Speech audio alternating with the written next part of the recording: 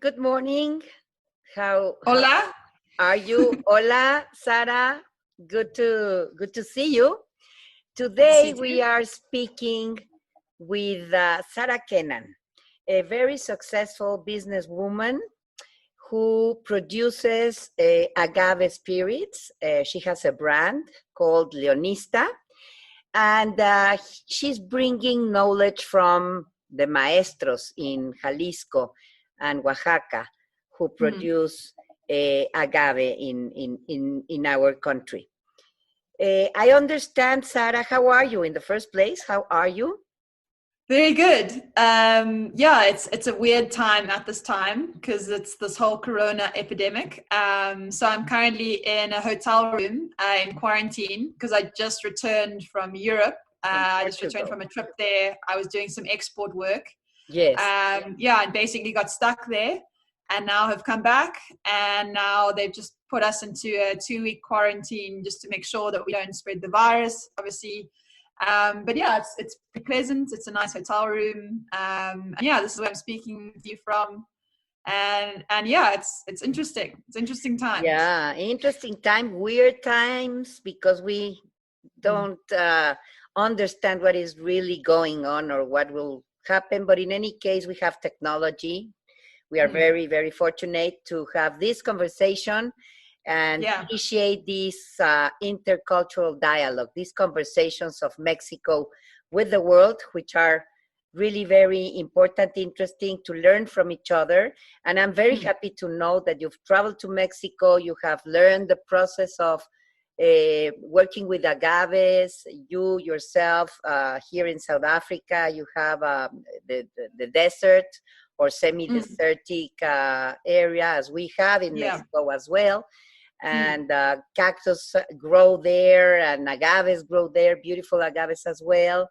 So, Yeah. well, tell us a little bit about you, about your passion for this business, and Mm.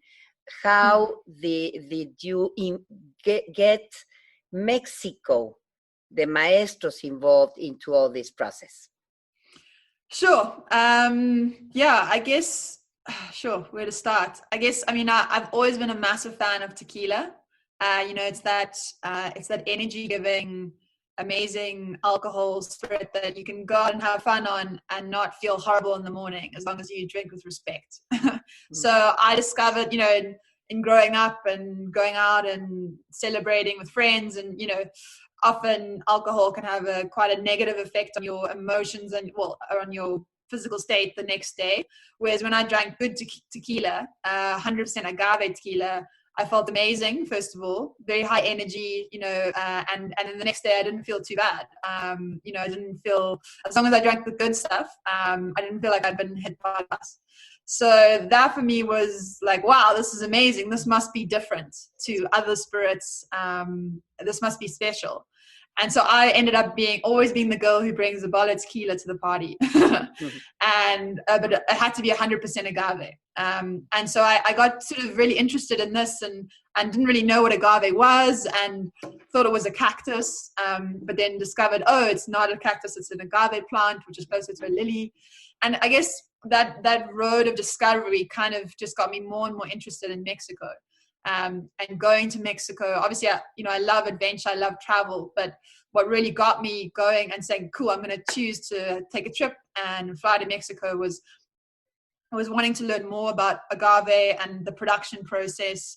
And my boyfriend's family has a farm out in the Karoo, which is like a desert area in South Africa, and they have a lot of agave there. So I thought, wow, this is, there could be a parallel here. Let me go out and explore. And I love surfing as well. So Mexico was a big pull because warm water, beautiful surf. So went to Mexico and yeah, I just had the most beautiful, inspiring experience. So I went to Jalisco, I went to Tequila Town and learned from the maestro tequila distillers there. I had a guy who I hired to take me around, and he translated translated for me to make sure that I could understand what was going on. I took lots of pictures, and yeah, in being, arriving at Tequila Town in Jalisco, it was like a deja vu moment between, if you go to Graafrenet in the Karoo in South Africa, it's almost like the exact same town, except the tequila town has this beautiful agave farm, the agave just growing up the hills. Whereas in Graaff-Reinet, there's none of that. There's only, a few of the agave, but they're pretty much the same town. So that was like an aha, eureka moment for me, because, there's so many parallels between what's going on in Mexico and what happens in South Africa, the climate, the people, everything. So I saw a huge opportunity there, I guess, for what was happening in Mexico to happen in South Africa as well. And just had an amazing time and discovered that, tequila isn't just this mass-produced thing. It's actually this, can be crafted just like a wine, so just like going to any winery, each tequileria has a different way of producing. Maybe he has fruit farms that are growing, or fruit trees that are growing around the distillery, and so the tequila has a bit of a fruity flavor, which is really interesting. And that was just really beautiful. Then I also learned about, I just kept doing this word mezcal, and I had no idea what mezcal was. And so through that, I sort of was drawn down to Oaxaca. And there I was in Puerto Escondido, and then I went to Oaxaca City, and from there went to a mezcaleria. And, with tequila distilleries, they're very big, they look very expensive, and, there would be a lot of investment to get to that production process. And you need the tequila and hueva specifically. But then when I went to the mezcalerias, I saw it was just, a little guy and his workshop and his little distillery in the back of his house. And he had the agave americano, which is the same as we have here. And that was like a real eureka moment. I just fell in love with the flavor, the smokiness. It was dried compared to being put into an autoclave. So that was more South African for us as well. And just again, just saw so many parallels between Mexico and South Africa, and saw, what Mexico does well, South Africa can do well. What South Africa does well, Mexico could also implement. So it was just an adventure of discovery. Well, I take this idea of the parallels, the simultaneities, the synchronicities between South Africa and Mexico in different ways. What do you have, like what is your perception of the relationship between culture and nature? How talking with the mezcaleros or the maestros in tequila or in Oaxaca, what kind of relationship do they establish with the soil, with the plants, with the agave? Because it's a very profound relationship in a way that comes as a result and becomes mezcal. But the whole process involves culture, involves tradition. It involves, like, it's a very respectful process. So tell us about what you felt, your perception in that regard. I think that's probably the thing I love most about the agave plant, is the fact that it's this hardy, incredible plant that grows in a desert where nothing else would particularly grow. So that's, I think, probably what I fell in love with the most about it, because there's all this land in Mexico that, to the naked eye would be inarable, horrible land.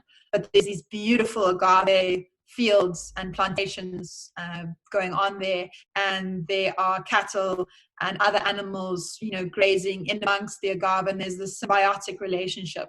And the agave are holding the soil together. They're probably putting nutrients and nitrogen into the soil. They're creating oxygen, and then the byproduct in the end is this beautiful product, the tequila or mezcal or whatever agave spirits. So that for me was such a beautiful thing, and it's creating this whole industry as well. The farmers are employed, the distillery, they have a lot of, so it's just this beautiful sort of circular economy that happens just because of this agave plant.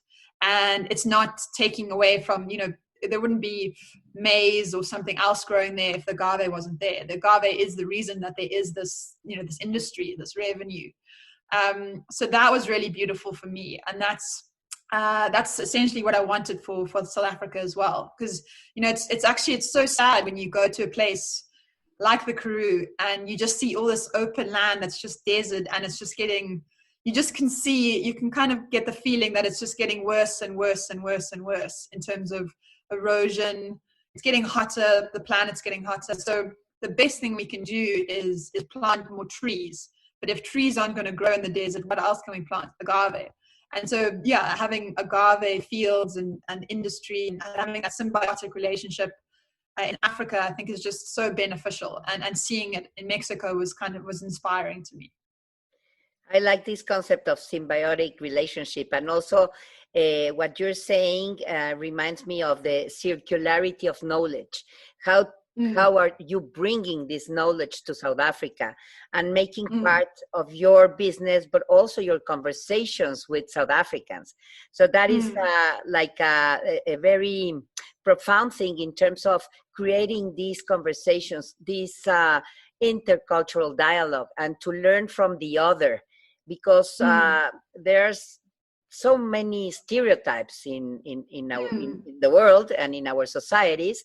So a very good way to bring Mexico here is through the traditions, the processes of producing mezcal from agave, or tequila from agave as well, and this relationship with the soil again, no, with what belongs to them, and the relationship of people with the land is almost sacred. It's very, very important. You feel the same in South Africa? How do you incorporate this knowledge and these experiences in your conversations, in the work you do here with your partners or employees? How do you incorporate all this?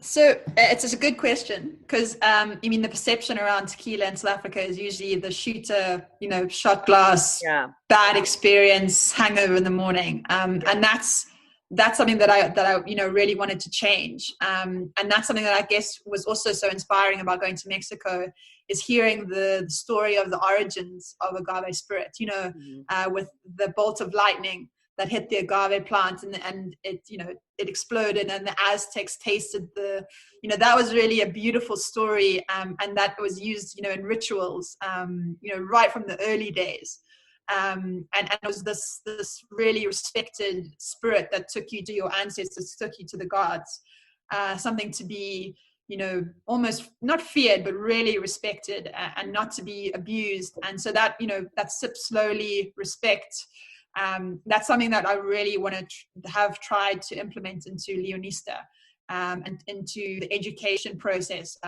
around agave spirits and how to drink tequila properly if it's good quality. So in my brand and my messaging and all our marketing, it's all about the Leonista experience, how to taste it, how to sip it slowly, how to respect it. That's our brand slogan, is drink with respect. Because if you drink too quickly and too much, it's going to disrespect you, and you're not going to have a good time the next day. But if you sip with respect, then you're going to have an amazing experience. And also, if you understand the production process, and you understand that this spirit comes from the agave plant, which is being grown in the Karoo, which is a desert, which would usually have nothing else growing. So you're supporting this industry and the farmers there and their farm workers, and you're also supporting environmental health, because the agave plant, as you say, it's this symbiotic relationship that's happening on the farm. And yeah, it's all positive, and as long as there's a lot of respect in each section and each I guess process, then it's it's all positive. Sure. And you mentioned your name, Leonista. Tell us about how did this name come about? What is you were inspired by Leona, or the word in Spanish, Leona, or and it's like it's a very feminine name. I like it, and I like your brands as well. I think we have some pictures to show while we are talking. we continue our conversation. So we Yeah. are going to show some pictures that you sent us Yeah. about the process. So tell me more So about the name and who are your employees, if you have women working with you, or Mhm.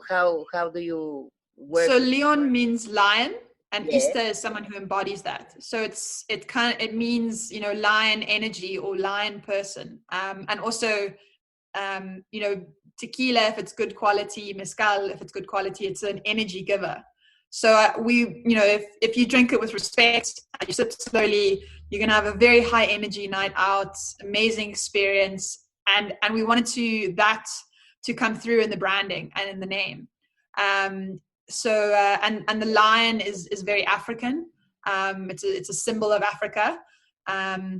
But we wanted to also pay respect to the inspiration of where the product came from, which is from Mexico. So we put a sugar skull design over her face. So she's a lioness. Okay. She's got energy. She's got power, but she's inspired by Mexico.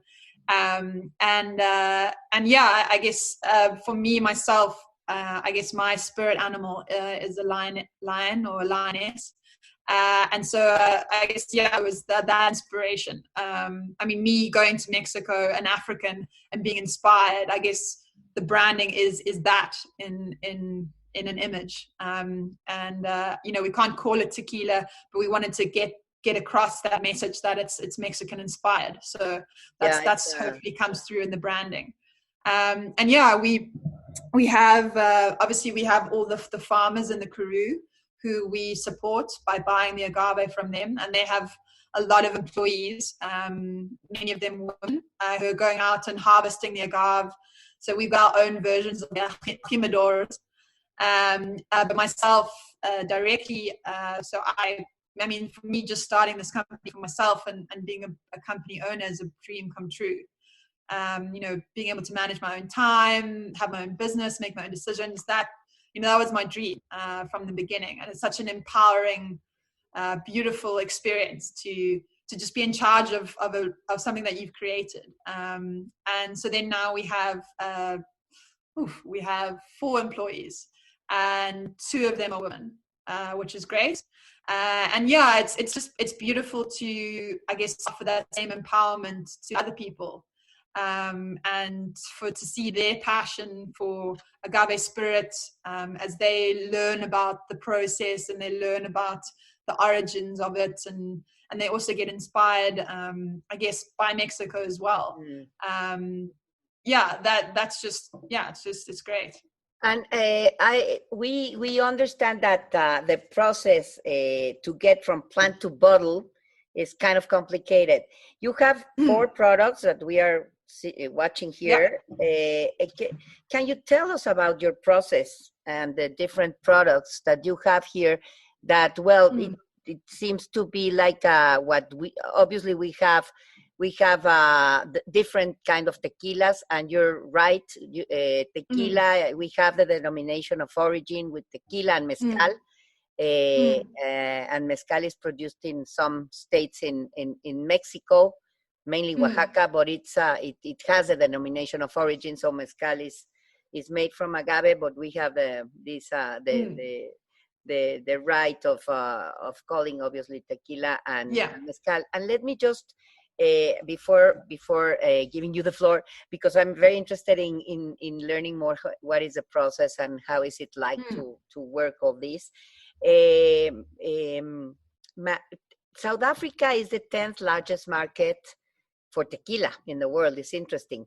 And many people, you're right, they like it but in a very like simple way, they don't get the whole process, the whole tradition.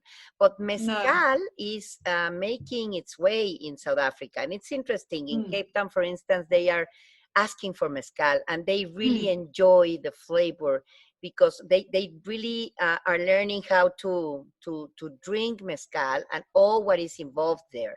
So as you were telling me before, and as I was asking you, is the how you incorporate all these things, the meaning of these processes, no, the link between the culture and nature into all your business. So I just wanted to let you know, I mean, to share with you these facts, no, the 10th largest market is interesting, and mezcal, I hope it makes its way here as well. Yeah, there's definitely a growing demand for mezcal. And and I think what's great about that, and what's different about mezcal compared to tequila is tequila has maybe gotten a bad name because of the way it's been marketed, and not in, when you go to Mexico, tequila is, it's amazing, it's high, it's high energy, quality, premium spirit. But maybe in the rest of the world, they've taken advantage of the mixtos. They're cheap to make, and they sell really well. So the lower quality stuff, and it's all shooters, the shooter, the lime, the salts, and so that was South Africa's experience with tequila until now, and that's what I wanted to change. But what's beautiful is mezcal is coming along, and it's kind of like the cousin of tequila, and it's giving tequila a better name, because mezcal is usually always 100% agave, always premium and made with a lot of love. There's not usually sort of low quality mezcals around, and all the mixologists in all the bars and all the top quality restaurants, all the top chefs are using mezcal in their recipes and cocktails, and it's something that they revere and they really respect, almost like a whiskey. So I think that's taking mezcal and the whole tequila family to the next level. And so now you see a much bigger demand for 100% agave. That's something that people didn't even know to look for on a bottle before. But now, all the brands that are mixtos in South Africa are slowly starting to fall away, and the high quality tequilas, the mezcals are starting to build, which is beautiful. And I guess to talk through each of these products I have here and our production process. So I was inspired by that mezcal production process when I went to Oaxaca. So what we have is we built our own oven, specifically designed to mimic but be slightly different to the mezcal process. So we get the agave, we harvest it with our own alchemidors who we've trained. We put that on a truck and we send it to the distillery. And the oven that we built is a big, I think it can take about 5 tons of agave, which is great. And we trolley it into the big oven. It's not a pit. It's more of a sort of a big wood-fired oven though. And it's baked 48 hours. The agave is the agave americano. And then we squash, ferment, distill, and then you get the blanco. So the blanco, I would say, is the closest to mezcal of the four. Sorry, that's the blue with the blue lioness. Yeah. Okay. So that's got the most smoky flavor, the most flavor of that agave americano. You get kind of a vegetable-y taste, almost what's the word, like a spicy, peppery, those sort of flavors are coming through. This is, and that for me, a lot of people in South Africa, when they first taste the blanco, they're like, oh no, it's too smoky, not too sure. But then they start to develop their palates for mezcal, and then the blanco becomes their favorite. And then what we do is we throw the blanco into some American oak barrels. They're old brandy barrels, and we age it for 6 months. And so that's when you get the reposado. So the reposado is the one on the left, the far left, with the golden back face. And that's basically been aged for 6 months.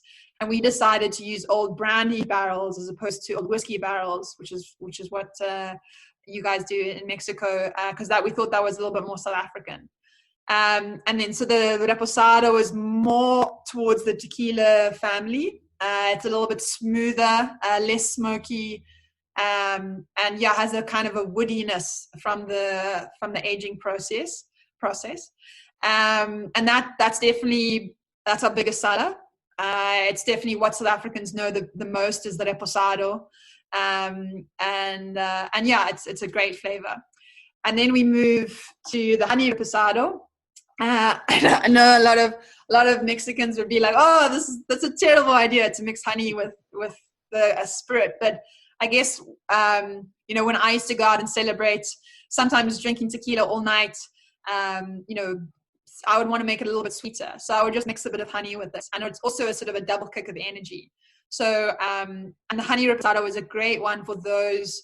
A lot of people have had negative experiences with tequila, especially at university or when they're younger, to kind of welcome them back into the family. And to, when they hear, oh, honey reposado, oh, there's honey infusion, then they're more inclined to taste it, and then they love the taste, and then they're more inclined to taste the rest as well.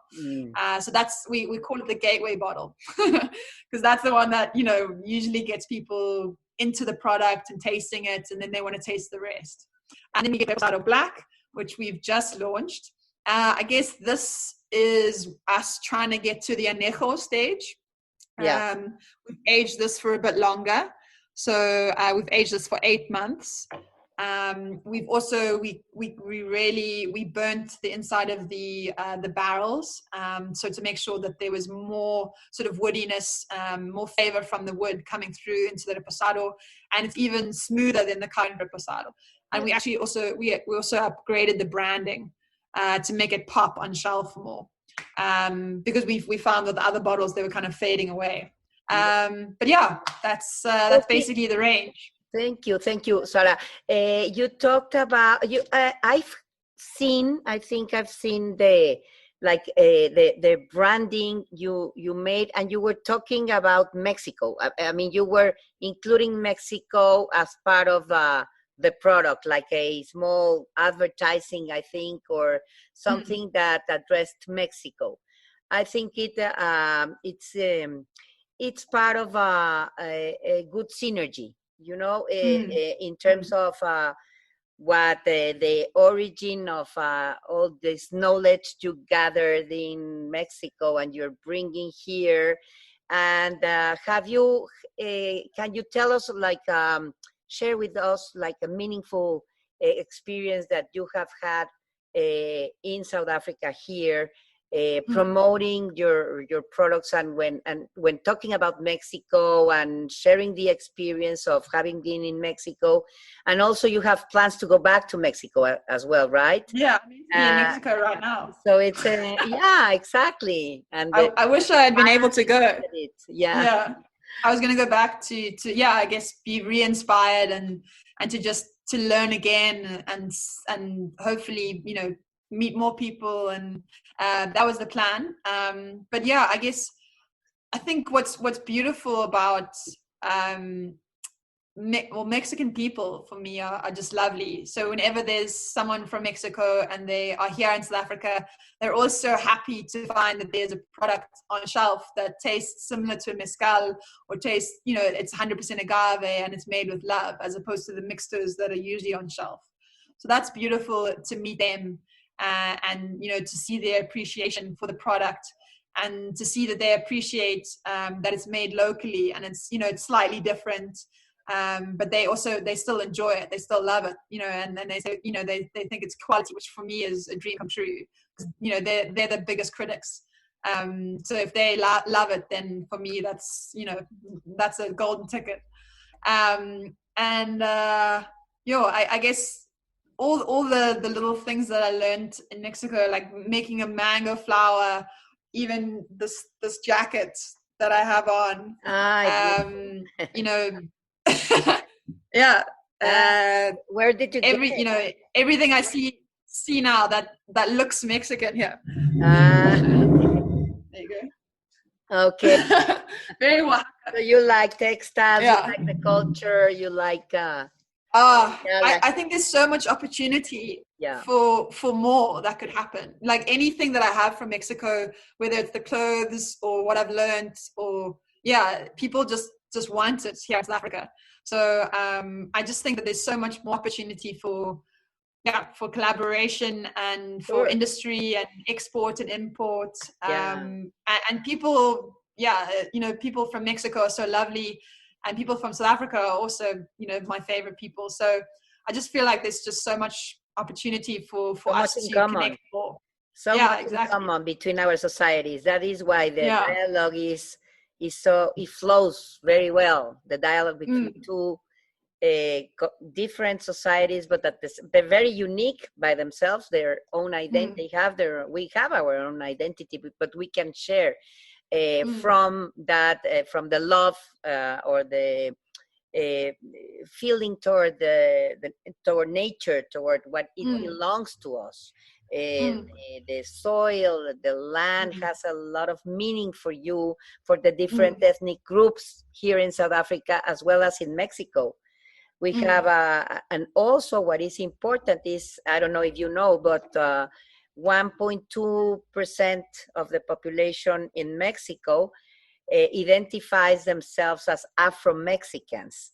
It's Oh, interesting, really? and yes, and the Afro-Mexicans are located mainly in Oaxaca, in Okay. Guerrero, and in Veracruz, mainly in those states. So you were in Oaxaca, so you Yeah. might have seen women and men who are of African descendants. Mm, So mm, it's interesting because it's also something that we want to promote is that dialogue, that those conversations between Mexican, mm, Afro-Mexican women and South mm, African women in the different provinces here.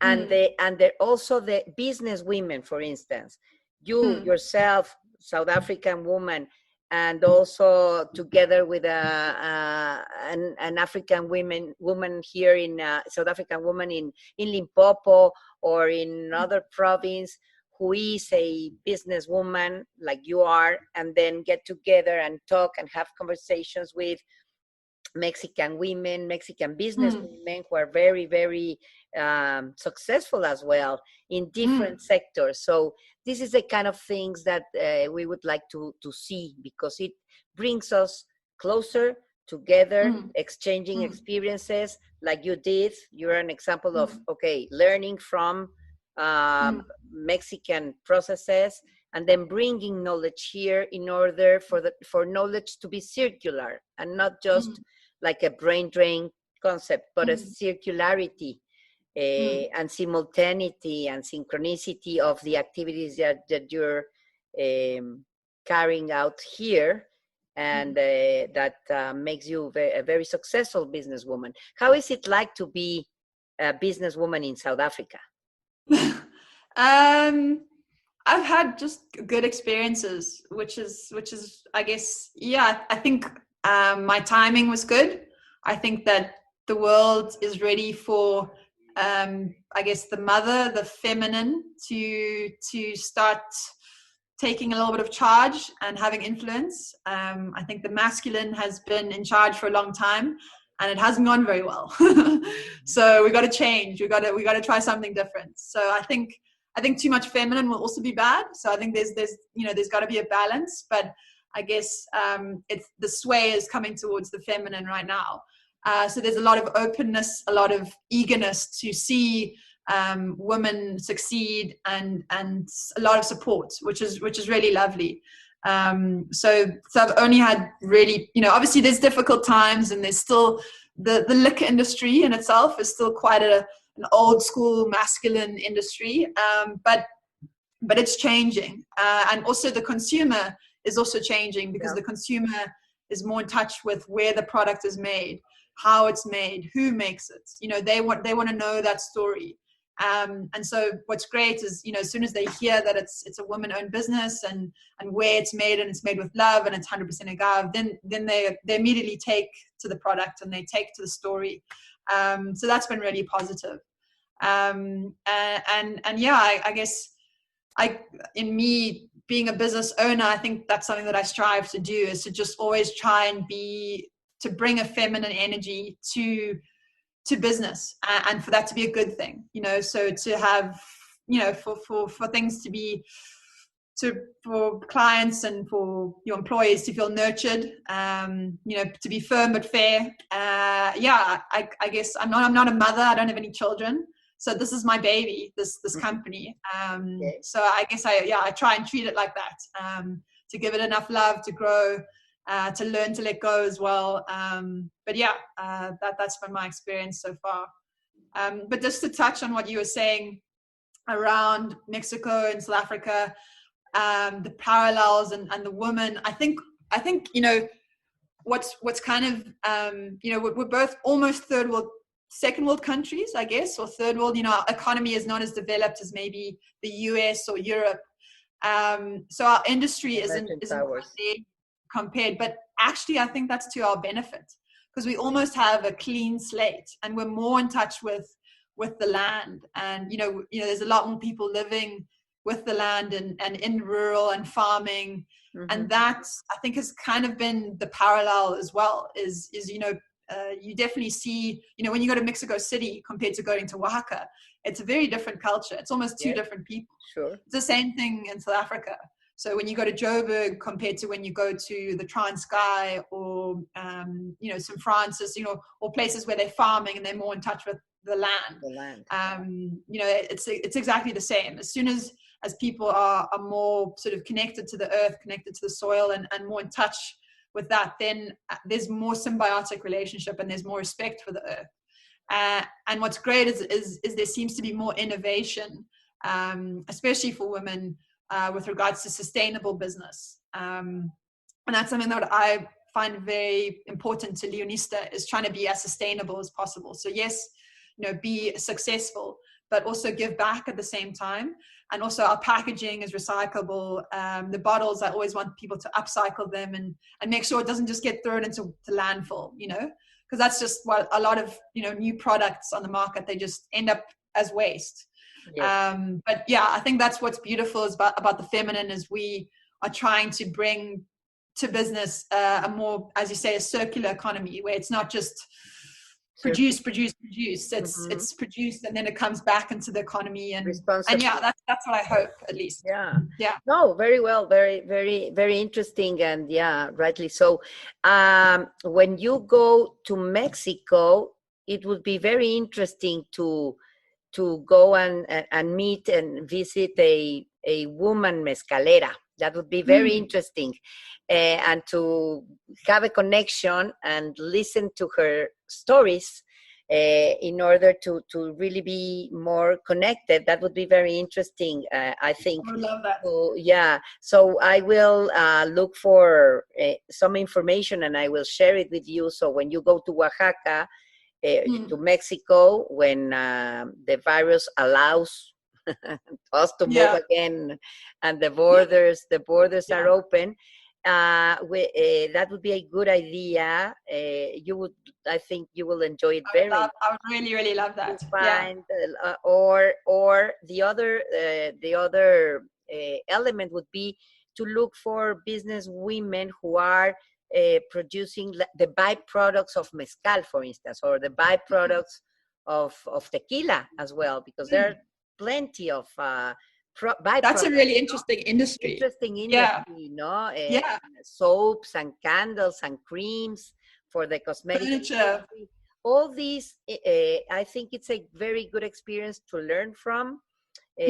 From agave, you can do so many things, but like to share technology or share science and technology experiences, innovation experiences as well. You can share with Mexican women as well. So let's continue these conversations. Sarah, I invite you to continue talking, and obviously you will have here an open door to share your experiences when you go back to Mexico. And definitely I will look for some women who are in this industry and in innovation experiences, both in Jalisco, because Jalisco is a very powerful state in terms of innovation. They are doing a great job in that regard.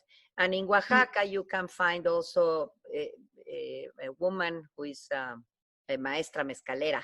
That would be very interesting. And also business women who are very, very, very powerful, very strong, with with Yeah. a Lionesses lot of of energy. Yeah. Mexico.